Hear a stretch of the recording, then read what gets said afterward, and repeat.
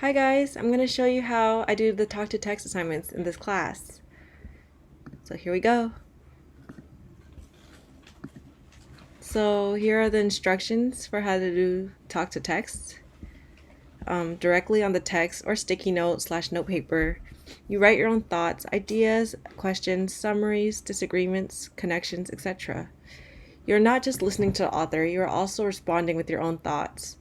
You are having a conversation with the author, adding your thoughts, questions, connections, etc. Make connections. Record your thoughts right there on the paper next to the authors. Highlight, underline, draw diagrams, etc. Reading is a two-way street. It's like a conversation. You must hold up your end of the conversation. Read with a pen and highlighters, color pens, etc. So this is if you have the paperback copy of the class text, which is College Fear Factor. But since I don't, I download a PDF file of it and upload it into my Google Drive right here. Right here. And then I also downloaded an extension app called Annotate with Kami. So after I download it into my Google Drive, I open it here, click on here, it'll take me here. And then, as you can see here, there's a toolbox with different colors for highlighting. And then you can add text bubbles to the side. So I'm going to show you a sample of chapter 1, just so you guys can get an idea of how I annotate the text through this PDF file. So chapter 1, today's college students.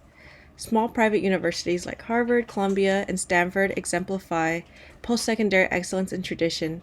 They provide the models for college on television and in film that illustrate popular conceptions about campus life and the college student experience. Harvard, for instance, symbolizes academic rigor in such films as Good Will Hunting, 1997, and Legally Blonde, 2001. In a recent reality show, the preeminent role of the Vital Assassin Academy was underscored by its description as the Harvard of hairdressing. In general, elite colleges attract a level of attention that's proportionate to their share of post-secondary enrollments. The most highly selective universities in the United States, for instance, are responsible for only about 3% of the undergraduate students' populations. So I'm going to highlight that because it's find it and mark it in blue. Yeah, you can choose whatever color you want, but this is my preference. Okay. Yet, prospective college students yearn to attend, and the flood of applications they submit causes the selectivity of these most prestigious colleges to increase to the point that the most exclusive admit only around 1/10 of their applicants. So I'm gonna highlight this in yellow because I want to make a comment there. Sorry, give me a second. Delete. So if you make mistakes, you can just click on here and then click on that trash bin. So I'm gonna highlight this sentence right here. Okay, and then I want to make a comment, so I'm gonna click on this. And I'm gonna write what I thought after I read the sentence, which is people want to get in because it's so limited.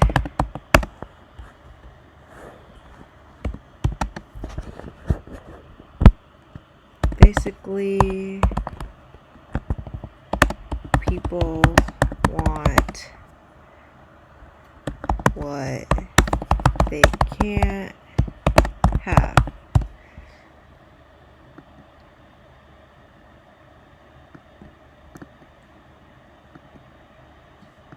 Okay, let me just fix that here.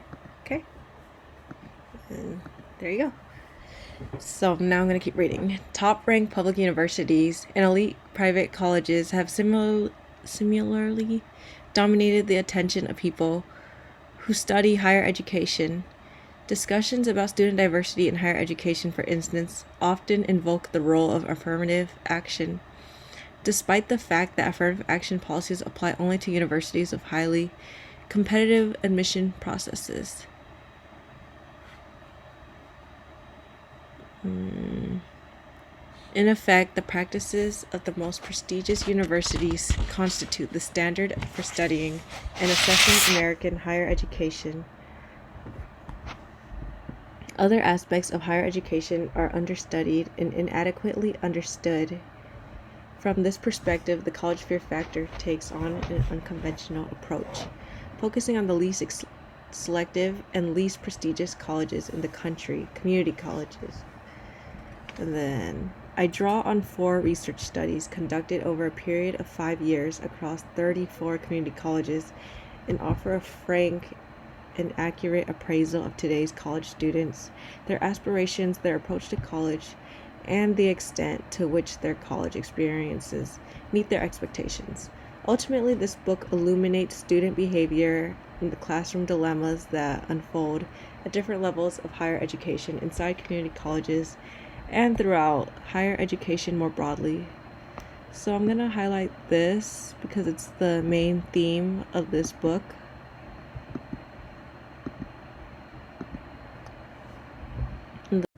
Although the community college sector is often treated as an adjunct to U.S. higher education, it comprises the largest group of different types of accredited post-secondary institutions and constitute the first stop for roughly half of today's college students.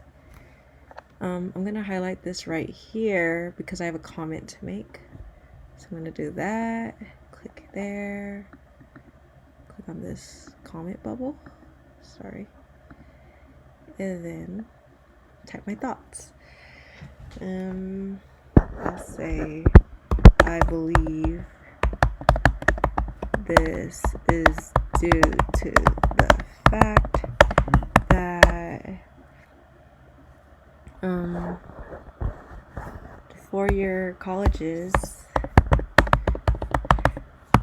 are ridiculously overpriced.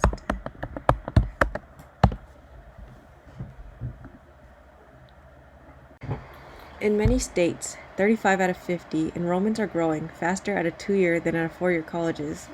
Although the community college is the bottom tier of a strictly differentiated system of higher education, it plays a central role in granting access to that system. Since its inception at the turn of the last century, the community college has played contradictory roles. On the one hand, it has served as a democratizing element in American higher education by enabling greater access to post-secondary study. Because of its lower costs and less selective admission policies, the community college enrolls students who would not otherwise have attended college. So I'm going to highlight this because it sounds important to me. And I'm just going to mark it in blue because I'm not going to make a comment on the side. To its students, the community college offers a variety of options, credit courses, and degree programs that are transferable to 4-year colleges, sub-bachelorate degrees, and certification for a range of occupations, and non-credit adult and continuing education. For students hoping to earn some sort of college degree, 3 paths are possible. First, a student can transfer to a 4-year college as a sophomore or junior after taking the required coursework.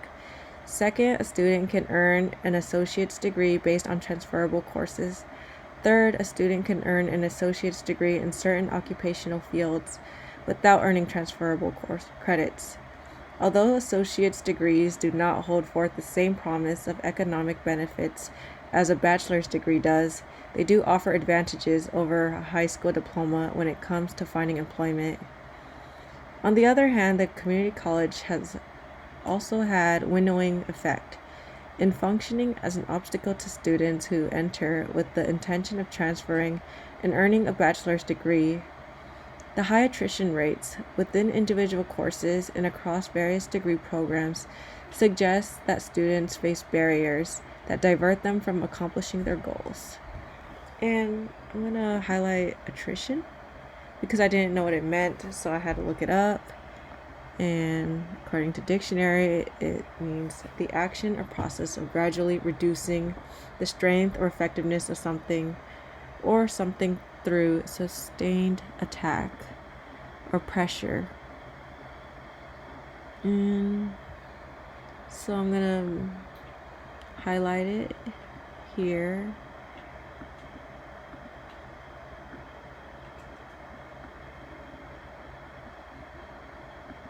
And then I'm gonna make a note of that because that was part of my thought process.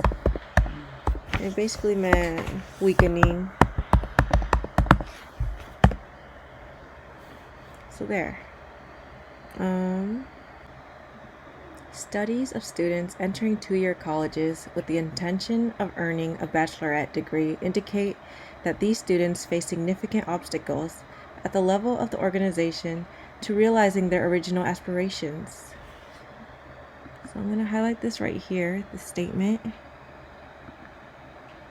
because it made me wonder.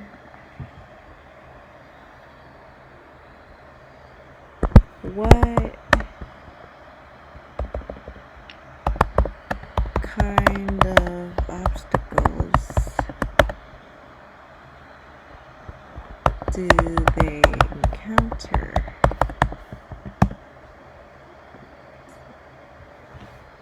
Furthermore, the features that restrict students' attainment of the baccalaureate also affect students who intend to earn sub-baccalaureate credentials.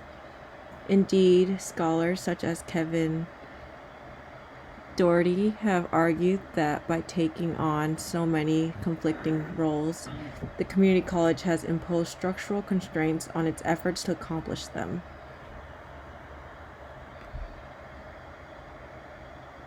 The first junior colleges established in California and in Illinois and other Midwestern states embodied these contradictory impulses toward democratization of education and diversion of students from four-year colleges. Given the steadily increasing secondary school enrollments at the end of the 19th century, prominent university leaders such as William Rainey Harper, president of the University of Chicago, and David Starr Jordan, president of Stanford University, worried about preserving their university's exclusivity. Junior colleges believed they could accommodate the growing demand for post-secondary education while protecting the research universities from having to meet that demand and in turn dilute the value of their degrees. So I'm just gonna highlight this comment.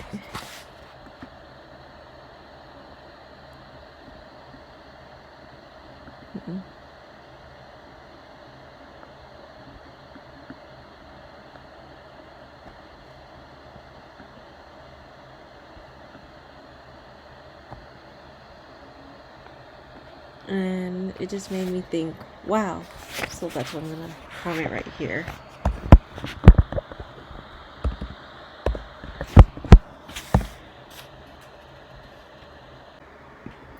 The junior colleges could offer academic transfer courses to the most academically able students who would eventually receive bachelor degrees at four-year colleges. Less able students could still gain something from the college experience. They would enter terminal programs designed to prepare them for the mid-skilled professions. Ultimately, the educators hoped that their universities would be able to divest themselves of the first 2 years of college instruction and focus on more advanced students. That vision was never realized, but these two distinct tracks, transfer and non-transfer, remain part of the organizing structure of community colleges.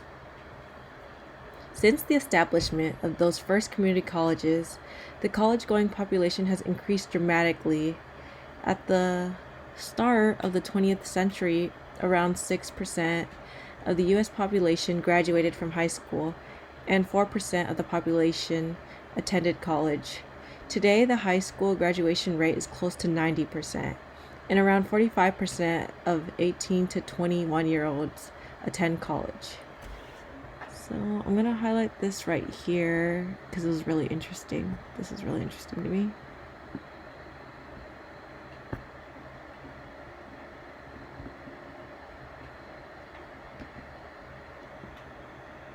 Let me comment here. What a huge jump.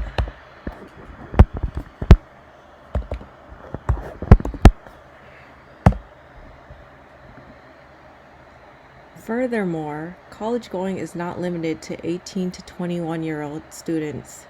Currently, around 1,200 community colleges have over 6 million students enrolled in credit-bearing courses.